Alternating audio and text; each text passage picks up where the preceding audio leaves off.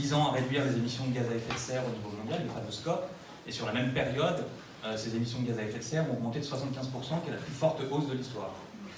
Donc on a une vraie situation d'impasse, et en même temps, face à cela, se développe et se répand extrêmement rapidement dans les milieux militants et au-delà des milieux militants, un peu l'idée que, alors soit il est trop tard, soit de toute manière, ce qui nous attend, c'est un avenir qui ne ressemblera plus en rien à ce qu'on a connu au passé, au présent, et donc la seule manière un peu sensible de se projeter, c'est précisément par la science-fiction, les films d'anticipation, etc., et qui débouche dans bien des cas sur des militantes et des militants de plus en plus désespérés, de plus en plus un peu écrasés par cette perspective. Et donc le point de départ de cette discussion, c'est de se dire qu'il n'y a rien de naturel entre les deux. C'est pas nécessairement parce que on est face à une situation et un avenir extrêmement sombre et qui s'annonce extrêmement marqué par la catastrophe, etc., qu'il n'y a pas d'espoir, qu'il n'y a pas d'espace pour s'organiser, qu'il n'y a pas d'espace pour agir. Et donc la manière dont on va organiser cette discussion aujourd'hui, c'est de rentrer dans cette discussion donc, par l'approche de l'effondrement, cette idée de la collapsologie, dont Pablo est l'un des... l'auteur d'un des livres qui a un peu lancé ou popularisé cette approche, en tout cas en France, et ensuite d'explorer un peu quelles sont d'autres formes de réponse ou quelles sont d'autres formes de positionnement par rapport à l'effondrement, en partant d'abord de ce que ça nous fait en termes d'affect, sensiblement, en termes d'émotion, et pour essayer d'aller peu à peu vers des perspectives stratégiques, ou en tout cas réfléchir un peu à ce qui peut être une prise en charge collective de ces questions-là. Et puis il y aura cet après-midi un prolongement à cette discussion autour de l'écoféminisme. Je vais laisser Jacqueline introduire cette personne. Oui, effectivement, on avait décidé de passer un petit peu de temps sur cette question de l'écoféminisme qui est quelque chose qui n'est pas très, très connu et très, très développé. Hein. C'est ces femmes qui n'ont pas voulu de cette destruction planétaire, de cet effondrement, qui ont inventé d'autres manières de vivre, d'autres manières de faire de la politique. On va en parler cet après-midi avec plusieurs personnes, dont certaines sont là.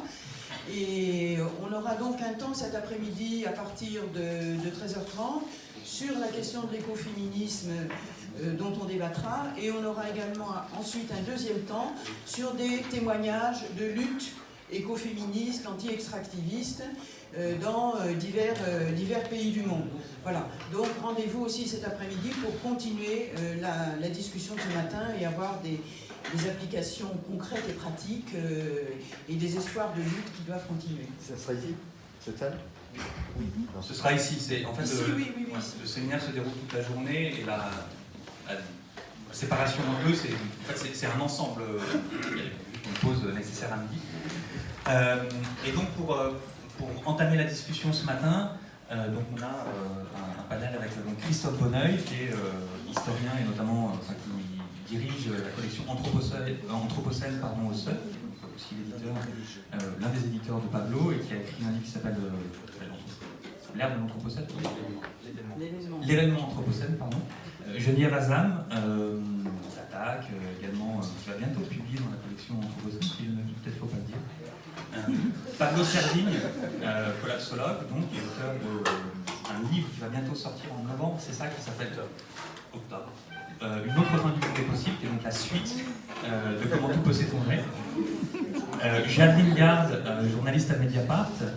Antoine Bach, qui est élu ici à Grenoble. Corinne Morel-Darleux, secrétaire nationale du Parti de gauche en charge de l'écosocialisme et élue au conseil régional de la région Auvergne-Rhône-Alpes. Et Tadzio Muller de la Fondation Rosa Luxembourg, et qui a contribué à créer, à inventer, à organiser certaines des mobilisations les plus créatives de ces dernières années. Camp climat, blocage des mines de charbon en Allemagne, etc. On a choisi d'avoir... chaque intervention va être relativement brève pour qu'il y ait des dialogues et des interactions. Ça va mécaniquement un peu... Je ne pensais pas qu'on serait aussi nombreux, à vrai dire, on pensait pouvoir faire ça de manière plus interactive. Donc il y aura des moments d'échange entre nous, toutes et tous ensemble. Ce sera peut-être un peu frustrant par moment toutefois, donc on s'excuse d'avance pour ça, mais l'idée c'est de prendre cette séance comme étant le commencement de discussion plutôt que que son aboutissement. Et donc c'est pas mal qui va lancer la discussion.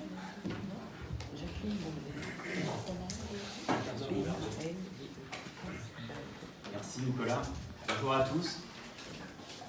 Moi, je suis un peu stressé, j'avoue, là, 9h du matin, parler d'effondrement. Ça faisait longtemps, ouais, tout l'été, je n'avais pas fait de conférence. En fait, on sort de l'écriture, c'était un marathon assez difficile, l'écriture de la suite, donc de comment tout peut s'effondrer, qui s'appellera donc Une autre fin du monde est possible. Et mais non, mais ça fait écho justement. Je trouve ça magnifique comme titre, c'était un graffiti que quelqu'un nous avait envoyé, quelqu'un avait pris la photo sur les murs de Nanterre en 2010 et qui est représentatif de notre époque, je trouve. Avec, moi j'ai vécu l'altermondialisme dans les années 2000 avec le fameux éditorial de Ignacio Ramonet dans Le Monde diplomatique qui a lancé Attaque. Et voilà, et tous les forums sociaux, etc. J'étais à fond là-dedans, un autre monde est possible. Voilà, on a changé d'époque, je pense. Et moi, ça me fait plaisir, en fait, c'est pour ça que peut-être je suis stressé, de revenir, après avoir fait plein de conférences dans plein de milieux différents, chez Attaque, c'est là où j'ai commencé, on peut le dire. Avec des militants, des activistes politiques, et je me sens un peu comme chez moi. Alors, que dire, je vais essayer d'être court, du coup je vais faire une intervention où je mets des choses sur la table, et puis on va faire tourner toutes ces idées. Il y a quelques points importants que je voulais dire. D'abord, c'est que, qu'est-ce qu'on veut dire? Nicolas, tu disais bien tout à l'heure, l'effondrement c'est un récit. En fait, on a plein de chiffres catastrophiques de partout. Et la notion d'effondrement, c'est une mise en récit de tous ces chiffres. C'est une histoire qu'on se raconte. Et toute la clé, c'est de savoir qu'est-ce qu'on fait de cette histoire et comment on va se la raconter pour que ça ouvre des possibles, des horizons, des avenirs, et pas que ça aplatisse le futur. Ça aplatisse notre avenir, donc notre vie, que ça nous écrase. C'est ça tout l'enjeu. Mais on a décidé quand même de garder cette notion d'effondrement, parce qu'elle est parlante, elle met en mouvement, je trouve, et elle vers d'autres voies qu'on n'avait pas explorées et qui sont assez pertinentes. Qu'est-ce qu'on entend par effondrement? L'écueil, c'est de voir l'effondrement comme un moment, un momentum, quelque chose, une fin, clac, le mot fin, et puis c'est la fin du film, et puis c'est tout. En fait, l'enjeu, c'est aussi de voir ça comme des catastrophes présentes. Il y a des choses en ce moment qui sont effondrées, qui s'effondrent ou qui se sont déjà effondrées. Je pense aux populations d'oiseaux, d'insectes, de batraciens, à d'autres cultures, d'autres manières de voir le monde, etc. Enfin, plein de choses. Des classes sociales, des régions, des pays, etc. Et puis, donc c'est des catastrophes ponctuelles. C'est aussi des changements graduels. C'est pas des catastrophes ponctuelles, mais aussi des changements graduels. On pense au changement climatique, aux pollutions, etc. Qui ont un impact, même si c'est pas catastrophique, spectaculaire, ça a des impacts extrêmement graves.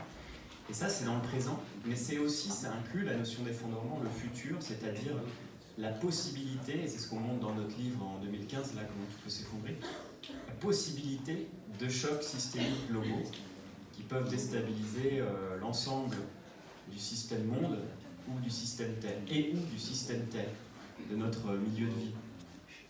Et donc, il faut voir ça plutôt comme un effondrement, comme quelque chose de graduel, à la fois lent et rapide, à la fois brutal et, disons, plus pernicieux, ou je ne sais pas comment dire, comme les pollutions, etc. Voilà, donc c'est quelque chose de complexe, et tout notre boulot avec Raphaël Stevens, Gauthier Chapelle, tous les collapsologues, etc., ça a été toujours de remettre de la complexité, des nuances de gris, dans ce qu'on aurait facilement tendance à considérer comme quelque chose de blanc ou noir. Et il y a plein de choses qui émergent. Les collapsologues, déjà, donc ceux qui pensent, réfléchissent à l'effondrement, on est très nombreux, et il faut s'en rendre compte. Enfin, je veux dire, quand on découvre un peu le sujet, on croit qu'on est tout seul, on n'est pas du tout seul. Ça, c'est aussi un des enjeux dans les mois à venir, je dirais, c'est d'arriver à faire réseau et à se rassembler. Et puis il y a même des penseurs, des scientifiques qui ne se disent pas collapsologues, ou d'autres non-scientifiques qui ont déjà pensé ça longtemps avant nous. Hein. C'est une pensée qui prend racine dans les années 70, mais même avant. Je pense aussi aux mouvements survivalistes qu'on a facilement tendance à balayer d'un revers de main, qui ont pensé ces grandes catastrophes des années avant nous, avant la sortie du livre. Et à l'étranger, beaucoup surtout en milieu anglophone, de publications là-dessus et de blogs. Alors ma proposition, elle va être un peu bizarre. C'est le cœur du livre, du second livre là qui arrive. Ça va être, bizarre pour un public qui a tendance à être dans l'action. C'est d'aller vers une piste, un chemin intérieur. Et c'est pas fréquent, surtout en France, on a tendance à un peu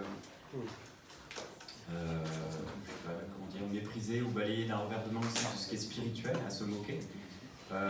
Donc il y a une proposition d'aller dans un chemin intérieur, c'est-à-dire émotionnel, spirituel, métaphysique, artistique, imaginaire, etc.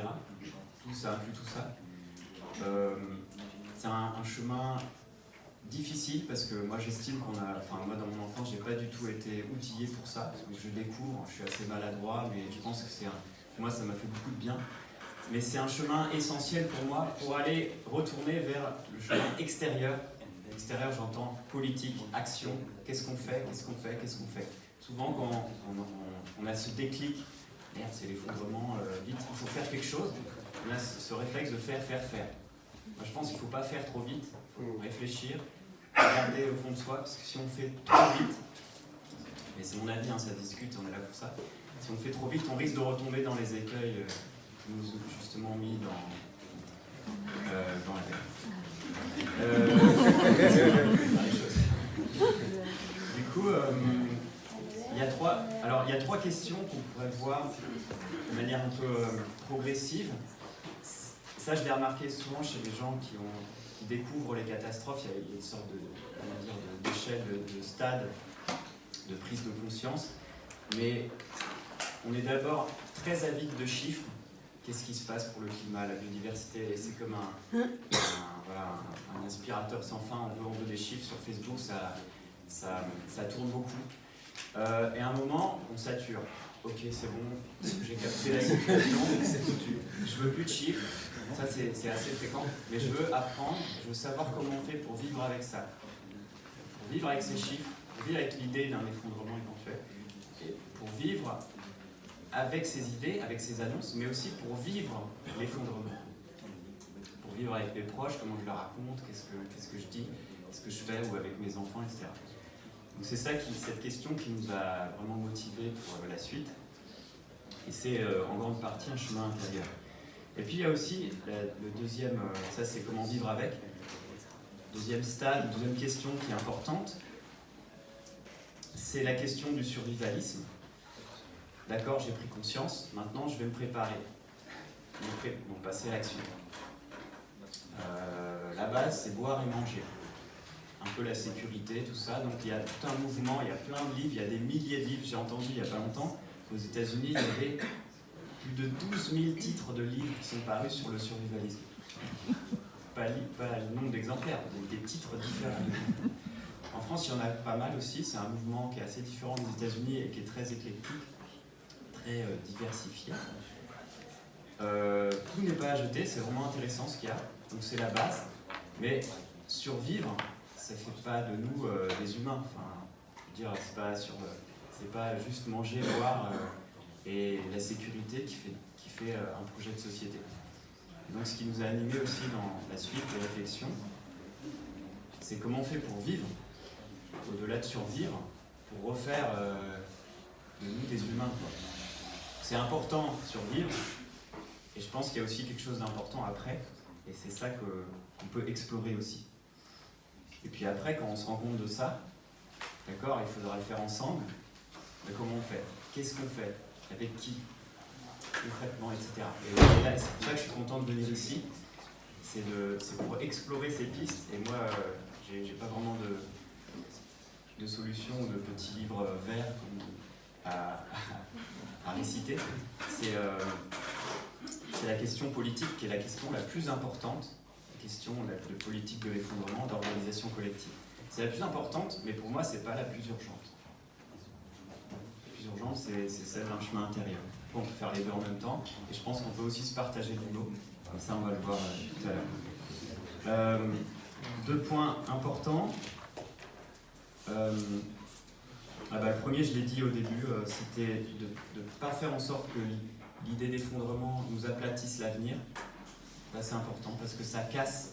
Quand on vous annonce une maladie grave, un cancer ou je sais pas quoi, ou une maladie incurable, l'annonce du médecin vous casse votre vie, vous casse votre projection de l'avenir et peut vous casser vraiment. Et donc c'est faire en sorte que cette annonce des catastrophes, de l'effondrement, ne soit pas toxique pour votre vie présente. C'est ça la clé. D'accord ? Et donc, il y a un effort d'imagination à faire. Imagination, alors imaginaire c'est un peu plus passif, imagination il y a quelque chose de plus actif dans ce mot. Nicolas en parlait tout à l'heure, le rôle de la science-fiction pour moi est fondamental, mais je ne suis pas du tout le seul, il y a tout un groupe, Isabelle Stengers, Vinciane Després, Donna Haraway, etc., des philosophes qui pensent déjà, qui incluent la science-fiction dans ces réflexions, et c'est passionnant. Du coup, je me suis remis au roman post-apocalyptique. Avec Corinne, c'est une grande spécialiste, elle en parle super bien. C'est passionnant, c'est vraiment génial. Donc l'imagination, et aussi, comme disait tout à l'heure Nicolas, les émotions. Quand on se prend ces annonces dans la gueule, comment on fait? Sur quelle épaule on peut pleurer? Est-ce qu'on peut pleurer? Est-ce qu'on doit pleurer? Est-ce qu'il n'y a que la tristesse ou le désespoir? Comment on gère la peur? Comment est-ce qu'on peut aller vers la joie? Oui, on peut, mais dans quelles conditions et comment, etc. Comment on gère le désespoir, la honte, la culpabilité, etc. Il y a beaucoup de choses à développer là-dessus, qui font aussi partie de l'action. Hein. C'est pas qu'un chemin intérieur, mais on peut faire des groupes d'écoute, etc. Il y a plein de choses à faire. Mais c'est essentiel. Donc les émotions, l'imagination. Et puis au niveau politique, je pose des pistes comme ça, un peu à la David. Je disais tout à l'heure qu'on était un peu, je sais pas, on est un peu perdu hein, face à tout cet horizon, avec qui on va faire de la politique, comment on va faire de la politique, sur quel territoire, c'est quoi un territoire maintenant, et quels sont nos horizons d'action collective, etc. Tout ça est à revoir, ça va être le grand chantier, c'est passionnant, mais c'est vraiment, ça va être difficile. Et il y a une... Alors je sais pas si c'est Bruno Latour, mais je l'ai vu chez Bruno Latour, quand il dit qu'il y a une nouvelle division, qu'on n'arrive plus dans un monde où on est divisé en gauche et droite, un monde politique divisé en gauche et droite, mais d'un monde de conflit, d'un monde en conflit qui oppose les terrestres aux modernes. Les modernes, ceux qui sont hors sol et qui continuent dans cet horizon technobéa, on va dire, effectivement, du toujours plus, de l'infini, etc., et de la destruction du milieu de vie, versus les terrestres qui se rebranchent à un territoire, qui se rebranchent qui font des liens très forts entre humains, avec les non-humains, les autres qu'humains, les animaux, etc. Et voilà, et qui régénèrent, qui recréent du commun, et qui régénèrent le milieu de vie. Alors je ne sais pas si c'est une division politique pertinente, peut-être, enfin je pense qu'il y a des choses à creuser là-dedans, moi ça me parle en tout cas. Et quelque chose pour conclure et pour lancer le débat. Ouais, ok, bah je suis ok avec ça. Si on peut gagner 5 minutes pour les autres, c'est cool aussi. Avec Gauthier Chapelle, avec qui j'ai écrit L'Entraide, et Raphaël Stevens, avec qui j'ai écrit Comment tout peut s'effondrer. Maintenant, on l'a écrit à 3, ce bouquin. Nous 3, on a une grande part féminine. On assume. Et le féminin et le masculin, pour nous, mais on n'est pas du tout les seuls, hein, mais sont en chacun de nous. C'est pas les hommes et les femmes. Et le piège du patriarcat, ça a été de faire croire que le féminin était l'apanage que des femmes, le masculin des hommes. Je pense qu'on a un féminin et un masculin en nous. On va en discuter, on peut mettre plein de choses dans cet archétype, ces archétypes. Et nous, on est 3 hommes, et on a assumé ce féminin dans ce tome 2, c'est une prise de risque. On a eu un peu peur de l'écrire. C'est le chemin intérieur, le féminin, l'extérieur, c'est plutôt le masculin. Voilà, moi j'ai les deux, hein. Je suis un militant activiste, politique, etc. depuis des années. Et en même temps, je fais un cheminement intérieur qui était au début un peu maladroit. J'ai vécu plein de choses, alors, si vous voulez on en parle après, mais ça m'a beaucoup aidé là-dedans. Et du coup, avec Gauthier et Raphaël, notre démarche est on n'est pas les seuls, hein, de réconcilier militants et méditants. Ils sont extérieurs, c'est-à-dire que c'est des groupes séparés qui ne se parlent pas forcément, mais c'est aussi en chacun de nous. On a ça en nous. Et du coup, ça rejoint ce que Joanna Macy, une éco-psychologue américaine, qui nous a beaucoup influencé, dit. Et elle dit qu'il y a 3 axes pour elle appelle ça pas l'effondrement, mais le changement de cap, the great turning. C'est un récit aussi. Elle dit qu'il y a 3 axes. Il y a la lutte activiste pour défendre la vie, pour s'opposer à l'extractivisme, je sais pas moi, à l'exploitation, etc. Il faut dire stop. Et là, il y a des luttes physiques, c'est violent, parfois. Le deuxième axe, c'est la compréhension de ce qui se passe, donc en gros la collapsologie, mais aussi la création d'alternatives, les éco-villages, les BAD, les bases autonomes durables et survivalistes, peu importe les monnaies locales, enfin tout ça, la transition, les alternatives, c'est important. Le troisième axe, c'est une nouvelle conscience, prise de conscience, et là on est dans le chemin spirituel, et c'est hyper important aussi.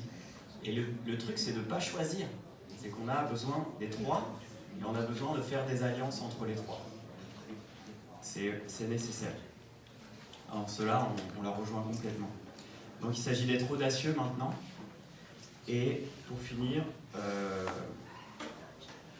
remettre de la complexité un peu dans tout ça, ce qui est le leitmotiv, c'est quels effondrements, au pluriel, est-ce qu'il y a des effondrements qu'on souhaite? On pense tous au capitalisme, à la société industrielle, etc. Il y a des effondrements qu'on ne souhaite pas, à part les oiseaux, les insectes, etc. Il y a d'autres choses, des systèmes de pensée, enfin des choses de notre société qu'on ne souhaite pas voir s'effondrer. Il faut voir ce qu'on veut et ce qu'on souhaite, ce qu'on ne souhaite pas. Et donc ça pose la question, les bases d'une stratégie politique. Et c'est compliqué parce que tous les effondrements sont liés. S'il y a un truc qui s'effondre qu'on souhaite, ça peut entraîner quelque chose qu'on ne souhaite pas, etc. Donc ça c'est compliqué. Et puis du coup ça pose la grande question politique, c'est quelles alliances, avec qui on veut cheminer, quelles alliances, c'est-à-dire avec les humains, et déjà en nous, parce que là on se prépare à Bruno Latour dit une guerre civile, mais c'est une guerre entre modernes, au sein des modernes, avec les autres peuples, enfin entre modernes et autres cultures, entre modernes et terrestres, mais aussi une guerre civile en nous, au sein de... Enfin, en nous. C'est-à-dire il y a masculin, féminin, il y a plein de divisions, militants, ce que vous voulez, mais en nous, on a beaucoup de choses à travailler et ça va être conflictuel en nous. Et donc on a la question des alliances qui est fondamentale, les alliances avec qui on veut s'allier chez les humains et chez les non-humains pour atterrir, hein, comme on dit la tour, pour redevenir terrestre. Merci de votre attention.